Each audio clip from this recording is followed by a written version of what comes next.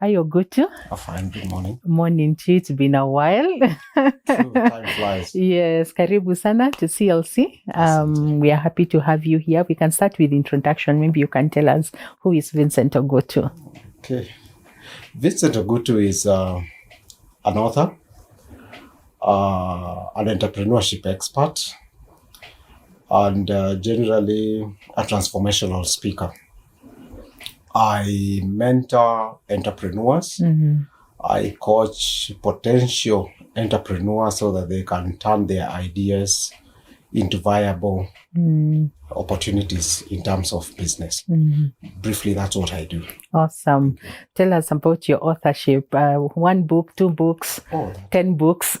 That has been quite a journey. Yeah. Back in secondary school, I went to school at Jamhuri High School. Yeah. And so you're a Nairobi boy. I'm a Nairobi boy. I was very curious and very much interested in literature. And actually, most of the Nigerian African writers, the Chinua Achebe, the Wole Soyinka, and most of them, I'd read majority of their books when I was in secondary school. Yeah. So I was actually set in terms of the love of the written word. The only challenge I had, and that was a big problem, is that I was very poor in grammar. So when you are asked to rewrite these sentences, starting with or, I couldn't crack it. Yeah. And I figured out that that probably would be a problem. Because otherwise I would have been a lawyer or something. Yeah. So knowing that now this writing thing is not working, and I was very good with the sciences. Yeah. So I concentrated to become a scientist. So many years after, when I was doing a master's in entrepreneurship, there are a lot of term papers that you are requested to write. Yes. And you write on different topics, different concepts. And it occurred to me that I was a pretty good writer in terms of the content that I was presenting. Yeah. And the professors would not complain about grammar, and I was wondering, where did this grammar problem disappear? Was it a mirage? Was it an illusion or what? So I did a certain course with one of my mentors, Wahome Ngari.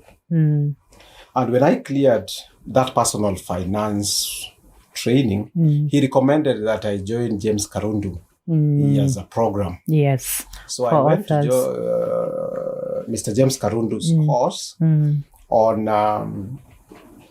mentorship for profit. Yeah. Now that I've done entrepreneurship, I've done things to do with personal finance, to reorganize how I look at finances. And after the mentorship for profit, James Karundu recommended that he was starting a program on how to write a book within 1 year and get published. And I found that that was interesting. Yeah. And now that the grammar thing had disappeared, I decided to take a chance. Yeah. And that's how I produced the first book, Life is Like That, Power of Life Contradictions. Yeah. So I talk about my life, how I struggled with grammar, how I failed in statistics.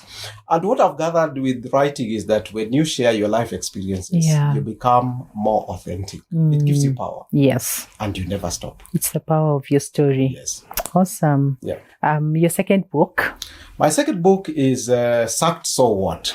This came as, as you walk around and you look at newspaper headlines, there was this small little voice that will come, what can you do about this problem? And I would say, this is a stupid idea. So it continued for almost 6 months. Yeah. And then one day, by that time I was a part-time lecturer at one of the public universities in Kitui. And I came home at around 9:30, had dinner, and there was no sleep, despite being tired. And that was very unusual. And then an image flashed in front of my face. Do you remember that book? I even had a title. Yeah. Sacked So What? Yeah. But you're refusing to write I it. was refusing to write, and I was saying, oh, okay. Yeah. Okay. Yeah. Then I opened my laptop silently and typed the content, because once you have the title, you can come up with the flow, the outline, of the chapter, the yes. outline. Yeah. And you know that 85% of the outline is the same as it was on that particular day. Yeah. So after finishing to do research on the front part of the book, I started telling people that I'm writing a book concerning people say, oh, why don't you write about me? Yeah. Why don't you write about me? And then I realized that was not my project. Yeah. Wow. I was just a channel. That's how the second book came about. Yeah. Wow. Third book? Third book is Who Are the Top Billionaires? And this was informed by my training in entrepreneurship. Yeah. At the postgraduate level. We would do case studies of majority of these global companies. And I was still curious. We don't have billionaires in Africa, dollar billionaires, who have probably done business the right way. That you can follow where they started to where they are, how they failed, mistakes probably they made, the struggles they underwent. And out of curiosity, this was just out of curiosity. And I think I had a list of about $50 billionaires. I didn't know there were that many. Yeah. So I started digging their stories, anything published, any interview. So I would collect all this data. Yeah. And I ended up having about 10 dollar billionaires. Majority of the ones that I talked about are self-made. Yeah. Somebody like Strive Masiyiwa. He's from Zimbabwe. Comes from a humble background. He's an engineer by training. And there are those people who don't give up. Never give up. Yeah. The barrier is the way. Yeah. Find a way of pushing the barrier, removing the barrier or whatever. Yeah. And he's extremely successful. Another gentleman that I came across was the guy who started Kensel. Yeah. Which became Zain and probably Celtel. Celtel and Airtel eventually. And he's also a telecommunications engineer. Very learned, up to the PhD level in telecommunications. And out of research and seeing if Africans can get mobile telephony, because there was a gap existed. Yeah. And nobody was willing to give him money. And when you start looking at their stories, how they started, how they struggled, how he mortgaged his house. Because if you really believe in something, you're willing to give your all. Yeah. Fail because there was no any other way. Yeah. But if there's anything else that you can actually do to ensure you implement your vision, please do. And that is what drove me to write Who Are the Top Billionaires in Africa. And it was very interesting that their success is tied to the opportunities, which are the problems in Africa. Yeah. Yeah. The power problems, the infrastructure problems, the insecurity problems. All these are business opportunities. Yeah. And so we need to look at the gaps that are just there. Flip it. Yeah. And wow. So there is a fourth book. Oh, there are many. Okay, so tell us a fourth book. The fourth book is Escape. When you look at life, majority of the people are actually free in terms of we are all free. Our constitution gives that freedom. Yeah. But when you critically look at people's lives, even me looking at my life, you realize that there are some restrictions. Yeah. And when you start thinking about restrictions, you start looking at prison. Yeah. There's more so prisons. Majority of us are in prison. Although we walk freely, but we have some prisons that we need to break off. One of the prisons probably would be debt. Yeah. Majority of the people are suffering from the problem of debt. Yeah. And they don't know how to get out.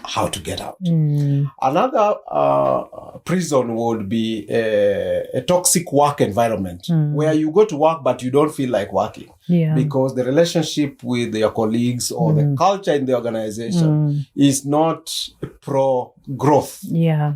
That's a prison. Yeah. You might be in a relationship that it's not working. Yeah. There's violence, or there is a partner might be narcissistic. So all these are prisons. So I, as an author, I tried to look at how many of these prisons do we have, and what can we say about them. And I decided to adopt the storytelling. Most of what I write about are real life stories. Yeah. For example, you can have gender bias, where you feel that this career is for men. Yeah. And when a lady decides to venture into that career, people cringe. Yeah. So that's a prison. Yeah. So we need to actually empower ourselves by freeing our mind. If we free our minds, we would actually overcome most of these prisons. So that is escape, experience, freedom. Okay. Yeah. And then I know there is a fifth book that I have seen. There's actually a fifth book, which is called Lessons from the Streets. I was challenged that, Vincent, you've written about billionaires. And quite a number of us, kusema ukweli, 1 million hatujawahi kushika. Why don't you write about kawaida people like you and me, and how we can do our business to be able to probably reach the billionaire status? So I wrote Lessons from the Streets, The Art of Money. And this also came out as an accident. Yeah.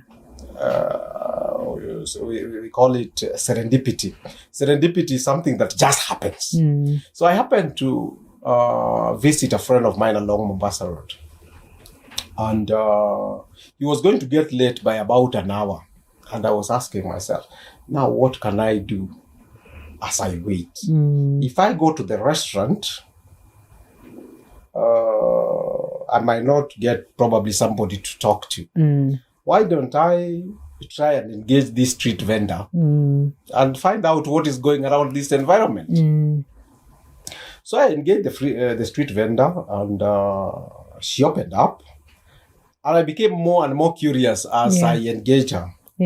She shared that she makes about 5,000 to 6,000 total collection daily, Monday to Saturday. Then I did the calculation. I realized there's something here.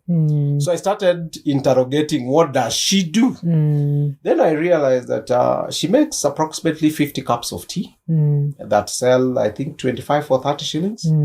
She uses about 6 packets of milk, about a kg of sugar. If you do that math, that's only 1,000 and something. And then I figure out that she was also roasting groundnuts. So she buys about 5 kgs.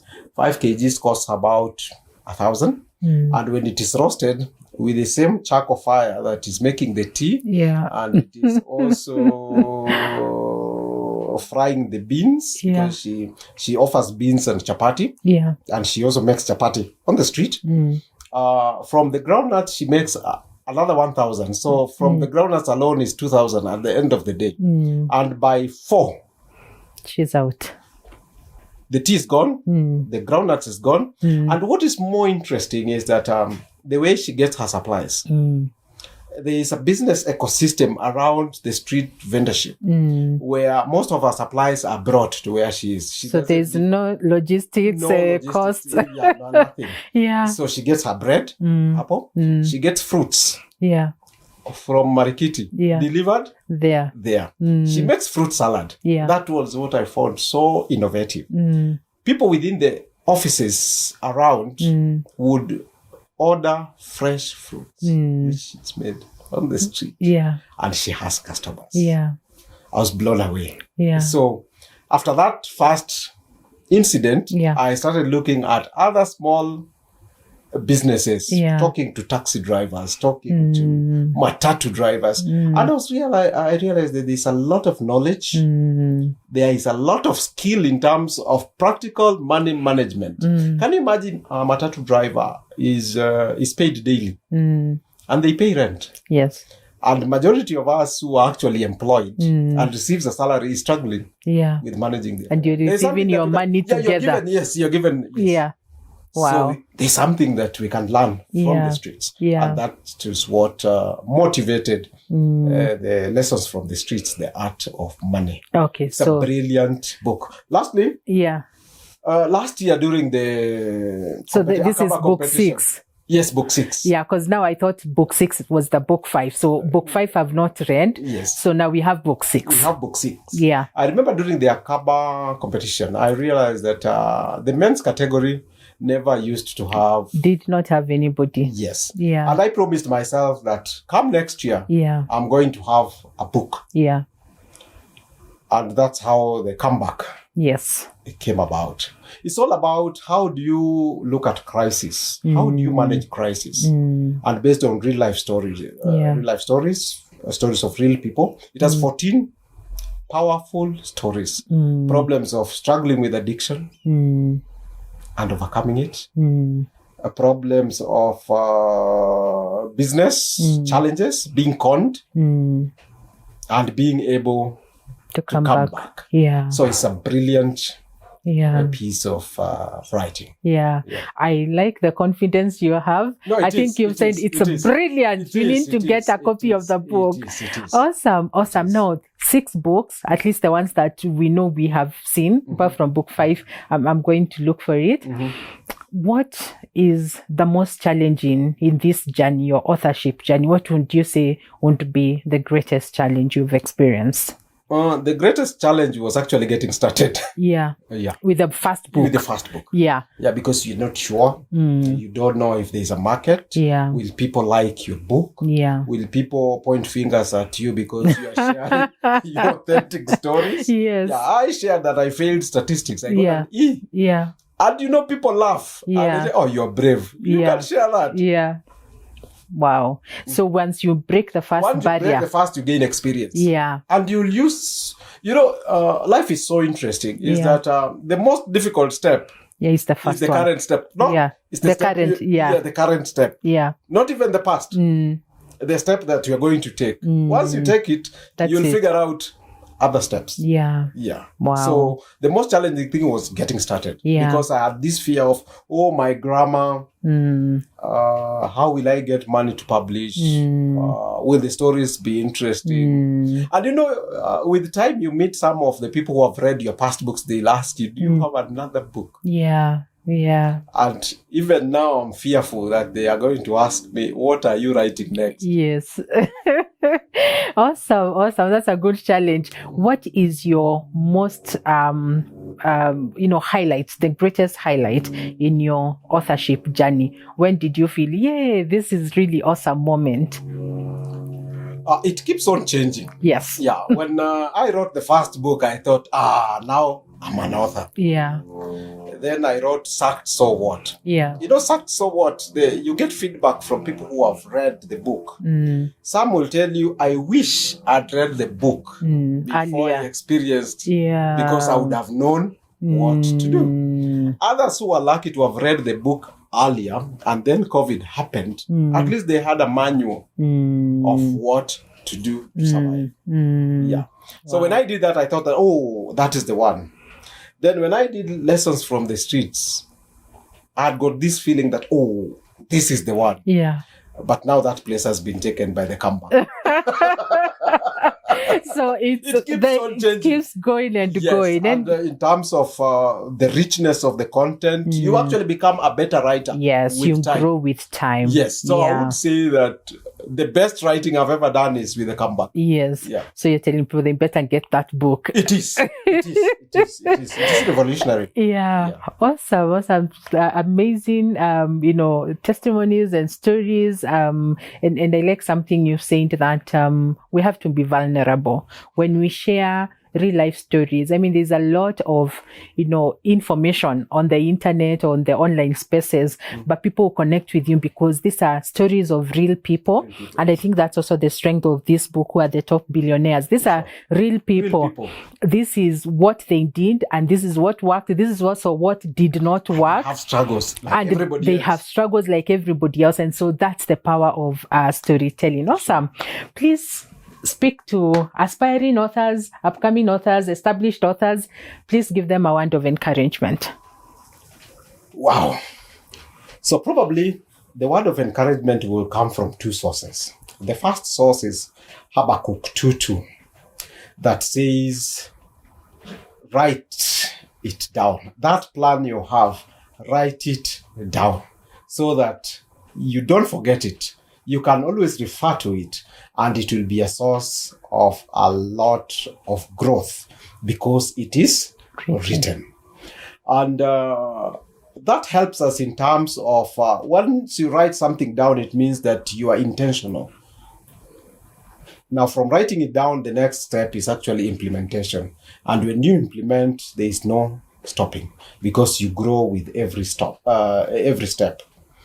The other piece of advice probably I would give to authors and content creators is a quote from the president of Rwanda, His Excellency Paul Kagame. He says that our stories in the past have been written by foreigners. It's a high time that we start writing about our problems and our solutions because we understand them better and we can actually do something to solve our problems. Thank you. My name is Vincent Ogutu. Awesome. Really amazing. I mean, number 6. The last time I checked, we were, I think, at the same place, number 4. Mm-hmm. Now I really have to pull up my socks. I need to come to number 6 so that we can say we are journeying together. Thank you so much, Vincent, for being here. We appreciate you and we pray that God will use you and your books to impact as many people. Thank you for the invitation and the opportunity. Awesome. CNC has been awesome. Thank you so much. Asante. All right.